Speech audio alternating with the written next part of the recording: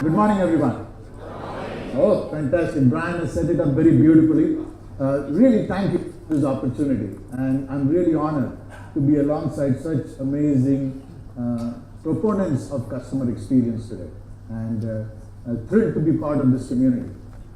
I do research and consulting across a wide range of industries.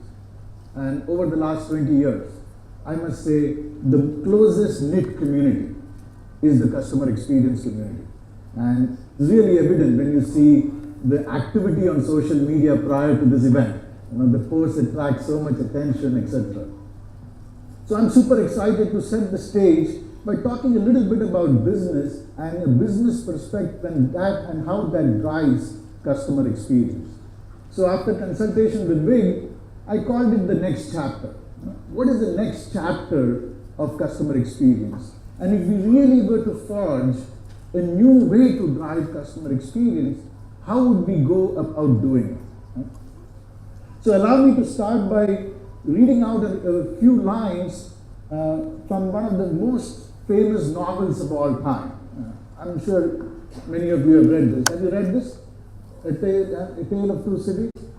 There is no other book in the world which has the best opening lines. The opening line says, "It is the best of times, it is the worst of times. It is the age of wisdom, it is the age of foolishness. We have everything in front of us, we have nothing in front of us. We are all going direct to heaven, we are all going direct the other way. In short, the period was so far like the current period." And it really refers to the two cities of London and Paris, somewhere I think in the 18th century. And they talk about the predicament of the people of that era. For a set of people who were part of that regime, or the previous regime, they were super paranoid and worried. What is the future? Do I have a role in this new emerging world order? And for a set of people who are part of the new world order, they are super excited. Because, wow, it's a clean slate. I can drive so much change and transformation and change the world. Right? And I look at the business environment today, it is exactly the same. No difference. It is the best of times for a set of companies, and it is the worst of times for a set of companies, because we are being challenged by a new set of market participants.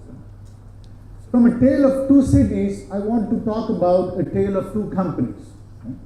And two contrasting companies. The company Walmart, decades of amazing growth as a company. They do about $485 billion in sales last year. These are 2016 data points. And they grew 2.8%.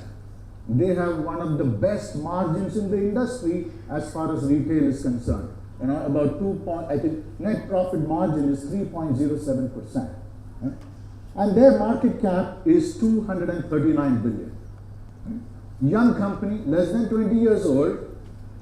Their sales is 1/3 of Walmart. Their profit margin is half of that of Walmart. And technically speaking, Amazon doesn't make money on its retail business. They make money on Amazon Web Services, which is a very different business altogether. So they're losing money in their retail business, right? But what is the difference? They are growing at 27%. Can you imagine a $136 billion company growing at 27% year on year? Right? And why is it valued at 3 times? 3 times that of Walmart. Isn't it ridiculous? Right? So what does Walmart do today? How do you compete? I'm competing against a company which maybe there is no expectation of making profit for that company from the investors. Right? And what is the underlying difference? Why is it so valuable? It is valuable because look at the patents filed. 1,900 patents filed last year. So underlying theme is, I think technology is becoming a big part of how companies are being driven in the future. So who is driving this? What is driving? I picked up this news story where the SoftBank CEO, Masayoshi-san, he's come up with a vision fund. And basically a vision fund is to invest in the future. Right? He said, I'm going to change the future. I'm going to make a better future for humanity. And with that vision, he is able to attract the wealthiest people around the world to invest in that vision. Right? And the Vision Fund is like investments in Amazon and Uber's this world. They just invested in Uber. Right? Thinking being, we're going to change the future. It is not about near-term profits. And he has $100 billion fund. He raised it about a year ago. He just announced that he's going to have Vision 2, Vision 3, Vision 4 fund. $888 billion is his desire to raise capital. So what happens when somebody has so much of money and they raise so much of capital and they don't need to make profits immediately? They're going to crush all of us in the near term. Right? And that's exactly what is happening. I call it death by 1,000 cuts. Companies are not dying of Kodak moments, or of heart attacks. Companies are dying a gradual death of aging. The average lifespan of a corporate company in the US is about 30 years. But for most companies in the world, average lifespan is 10 years. I'm putting here an example of the logistics industry, and I'm sure you can replicate the same example for healthcare and fintech and telecom and IT and you name it. Every industry has this. The pace of innovation is so frantic. Right? In the logistics industry, the DHLs, the UPS, the FedExes of this world grew so much in the last 30, 40 years by consolidation. They grew so much, they own their own planes, right? And they've become inefficient. They've become inefficient, and therefore you have tons of companies. And there's a company which says, I do last mile delivery. DHL says, I will deliver between 9 and 6 in the day. This company says, I will deliver 24/7. I will work with the likes of Ubers of this world and make it more efficient for you. And therefore we are seeing thousands of these young companies coming and challenging this business. So what is this phenomenon? Can we put a structure to understanding this phenomenon? Because if we don't understand it, then we will be in trouble, right? So this phenomenon is nothing but what everybody in the world says, fourth industrial revolution or digital transformation. Right? And I think it is important to understand that context as you and I do our jobs in our respective companies. Because without that context, we will have a very narrow view of the world. Right? So, the first industrial revolution was the steam engine, in which, as cities got connected, towns were built around these railway stations. New set of companies emerged and became very successful. Right?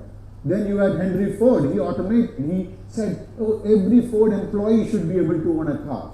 He changed the manufacturing line. He changed the shift of workers from working 10-hour shifts to 8-hour shifts so that he can have full utilization of the factory. And that led them to being successful and competitive for 30, 40, 50 years. Right? And then you have Industry 3.1. Now what we are seeing is, we call it Industry 4.0. Right? Everybody's heard this term. I want to ask you, what is Industry 4.0? Can someone tell me? Maybe just shout out from the audience, because this is being so talked about. I don't know if people really understand what is Industry 4.0. What is Industry 4.0? Scream some answers. There's no right or wrong answer. It's smart manufacturing, yes.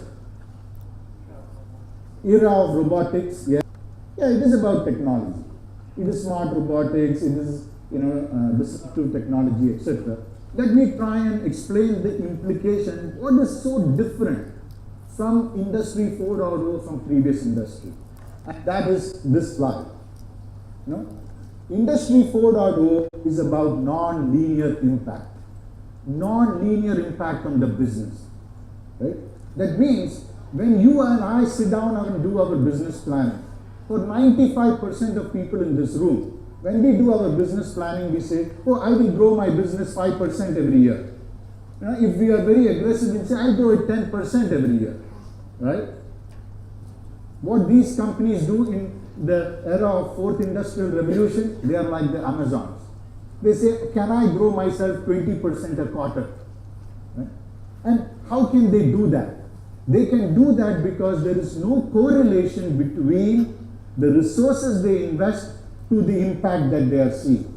That means they are seeing an exponential return on a linear growth in investment. And that explains, if you really understand, that explains why the Ubers, the Grabs, the Airbnbs of this world are growing so quickly in such a short period of time?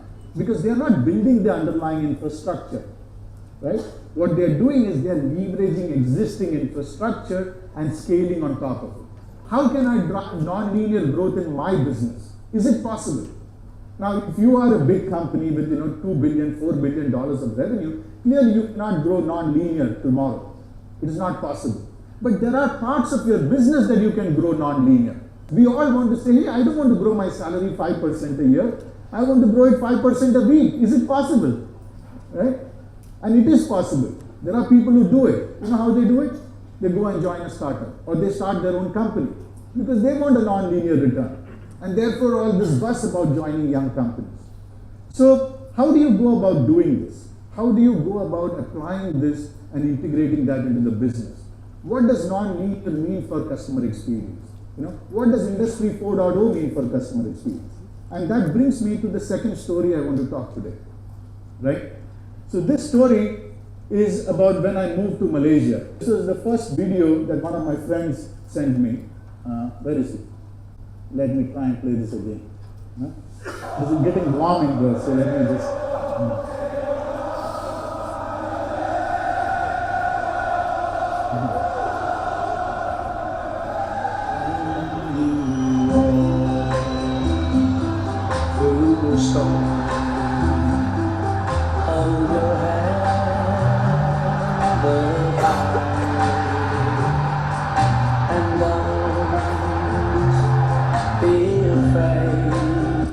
I think if you're a Man U fan, you'll be upset, but I used the opportunity to get some airtime.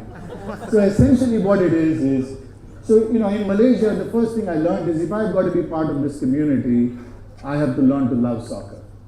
And the first thing they do to you is they try to get you on board their team. So they kept bombarding this message to me, week after week, so much so they'd send me a free t-shirt, right? And before I knew it, I became a Liverpool fan. Now, look at the irony. They play such terrible soccer. They lose to the worst of teams, right? And despite all that, man, I continue to be a fan. No matter what happens, they play this video. Right? For every problem in the world, there is this video. So then I started looking at it, and that is when my good friend from Ncell, who is the CEO there, he said, Manoj, we are looking at customer experience the wrong way. We should not have customers. We should have fans. Because they say that in UK, 5% of people change their religion once in a lifetime. But a fan never changes his team. The players come and go, you never change their team, right? So how do you go about building a fan following for your company? And is it possible, right? So then we said, okay, so let's look at what do these people do? What do these people do? What does a fan do differently from a customer, right? They do what my friend did, send me that WhatsApp message. They advocate the brand, right? They consider themselves part of this community, just like you guys. I think this is the best community. I have not seen any other industry group so passionate about the subject of customer experience. They recommend without any expectation of reward, right? They even tolerate subpar performance. iPhone, bloody hell, the phone is almost 8 months outdated. iPhone 10. And yet we go and pay double the price, right? And I'll tell you another statistic. Go and follow Apple on Twitter. They have not done a single tweet, yet they have 1.5 million followers. Not a single tweet, right? So all these companies tend to have this characteristic. They seem to have a fan following who will do any damn thing in the world to support them. There is an emotional connect versus a rational connect with these brands. Right? So how do you go about creating it? Now the answer is simple. We don't have much time, so you can come to Frost & Sullivan and we'll help you. So I'm running out of time, so you can come to the booth and talk to me. No, let me give you the answer. How do you go about doing it? The answer is simple, and I think this is why we have architected what we call as the innovation kaleidoscope. If you want to look at the next generation of customer experience, you cannot look at just the call center. You cannot look at the siloed piece. You got to view the problem in its entirety. You got to understand the business in its entirety. That is the only way you can compete and build a fan following, right? There are 3 things that you need to study, and that is why we put it in 3 concentric circles. And it's like the kaleidoscope. You got to move it around. As you move it around, you can see how one thing collides with another, and that thing collides with something else. And through that, you develop possibilities of future customer experience. I'm going to walk you through it very, very quickly. So the 3 things that each one of you need to study and apply it in your business. Number 1, you have to study disruptive technologies. Because as you said, Industry 4.0 is about disruptive technologies. And how do you integrate these disruptive technologies into your business? Number 2, we got to study the megatrends. How are these megatrends changing our lives, right? We see it around us, yet we don't apply ourselves to it. For example, the megatrend of urbanization, right? And it is creating a lot of congestion. It is creating challenges, and therefore it gives rise to companies like Uber and Grab and others who say, hey, we should find a creative way to solve this problem, right? And the third one is the convergence of industries, because every industry that we are in is changing. They are converging with each other. So if we say that, oh, I'm being in retail, we are in the wrong industry, because Amazon is not just a retail company. They are an integration of so many different companies. Amazon's latest strategy is to play in the automotive industry. Their latest strategy is, I want to play in the financial services industry, right? So what kind of a company are they? So we need to study the convergence of these industries. I'll quickly walk you through a couple of them. So let's start with the disruptive technology and why disruptive technology is important, right? So this is the Group Chief Operating Officer of JP Morgan Chase. This is the world's biggest bank. You know what they are saying? We are not a bank.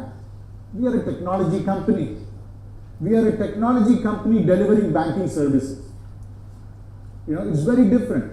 17% of their employees are technology employees, R&D engineers.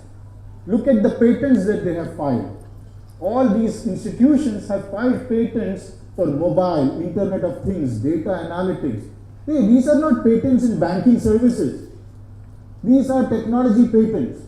They are much more technology patents than technology companies themselves, right? So they are going to change the way they deliver banking services by better integration of technology. And if you look at customer experience, there are a few key technologies that are going to be integrated that is going to change, right? And we all have to study blockchain. We have to study AI. We have to study the mobile phone. It is so central to it. It is a mobile first strategy that we need to do. It is about big data. How do I anticipate the problem that the customer is facing? Can I predict it and solve it? Right? It is about augmented reality. So if you look at the patents that companies are filing, they are not filing patents just on AI, etc. They are integrating so many different kinds of patents to be able to deliver that unique experience. The second one I want to talk about, that was the discussion on disruptive technology. The second one I want to talk about is the megatrend. And there are many megatrends that we need to study. There are about 16 of them, we study all the time. They range from urbanization to innovate to zero, etc. But today I will focus on the megatrend of new business models. And why is this study on new business models important? Because, so many of us spent our entire lifetime developing a new product. But value creation, sustained value creation happens when you architect a change in business model. Right? Then you can compete for a prolonged period of time.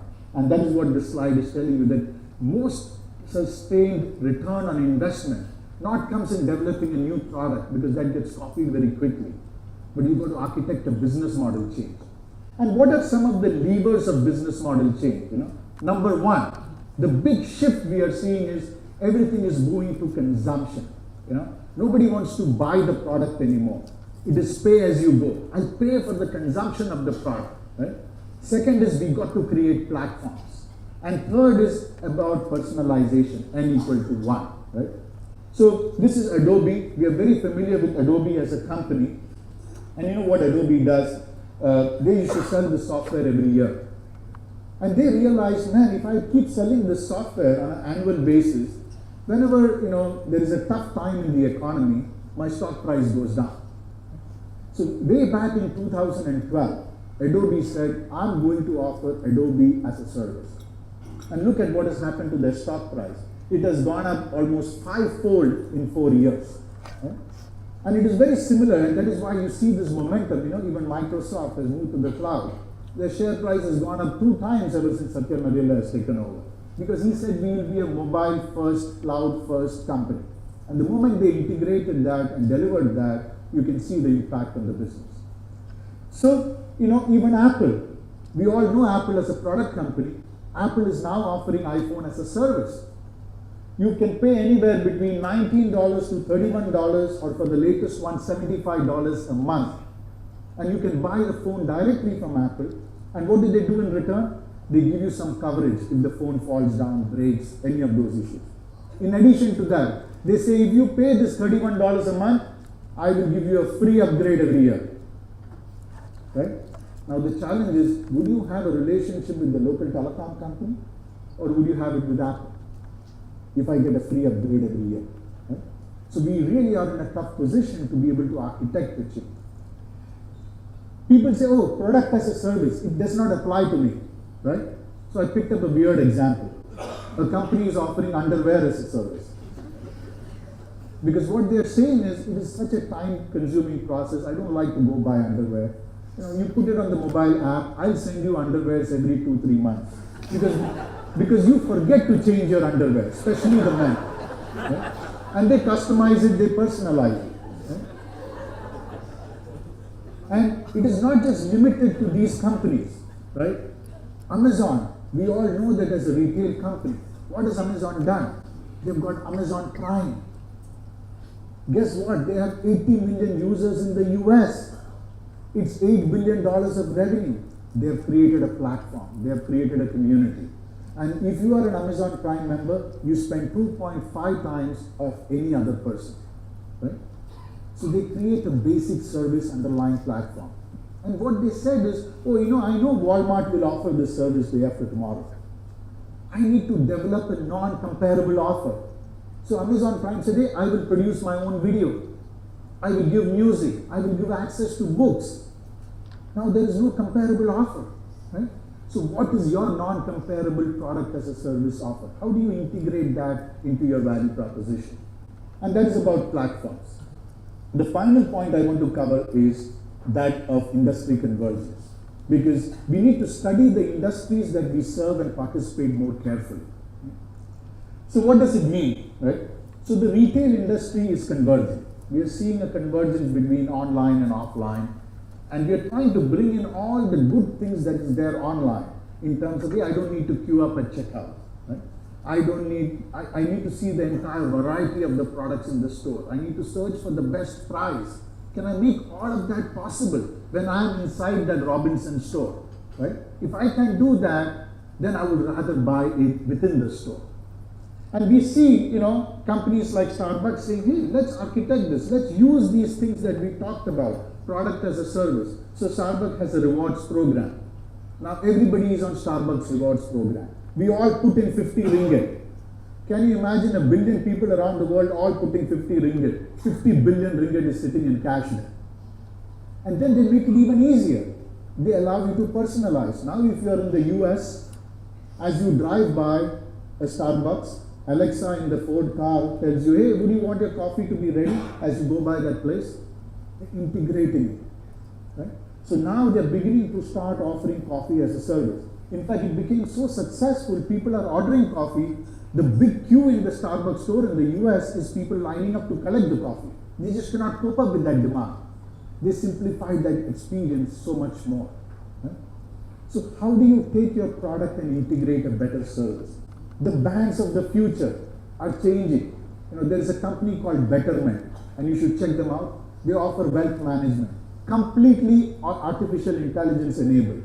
You can do wealth management with $100 US. If you want a wealth management account in HSBC here, maybe they'll tell you need to put in 100,000 ringgit, right? So how are they disrupting that entire value chain? The healthcare industry is changing. We used to run to the hospital for every problem. That has to change. Today it is the patient who is at the center of it. So how do we architect that chain? How do we see that industry differently? Right?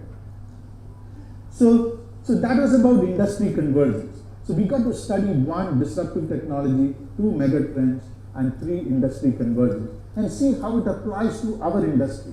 Because then we can try and say, this is how I develop a new customer experience. This is how I develop a fan following. Right? So how do you develop a fan following? And I put together a set of parameters. We call it PACER. PACER. First is we really have to connect the product and service together. Right? And we need to start measuring what does that mean. 2 is I got to see and build advocacy.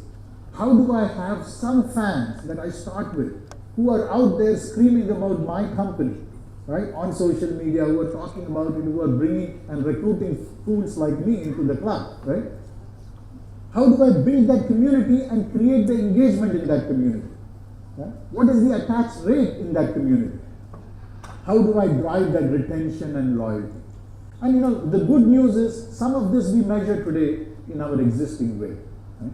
We have the net promoter scores which measure advocacy. We have the communities, we have it, but do we measure the attach rate of the different services in our portfolio?